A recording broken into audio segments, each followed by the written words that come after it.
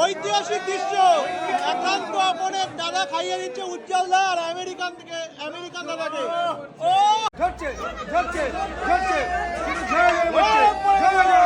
ইতিহাসের পাতায় পুরো স্মরণীয় হয়ে থাকবে।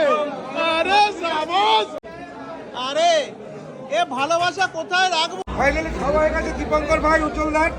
তা আমি আবার 2 পিস মটন নিয়ে আসলাম। মটনটা আমি বলবো দাদার বলে ছড়ি দেখাতে, এইভাবে ছড়ি দেখাতে। মটন এই যে ঝরছে ঝরছে ঝরছে ঝরছে, কিন্তু ঝরে যাবে মটন।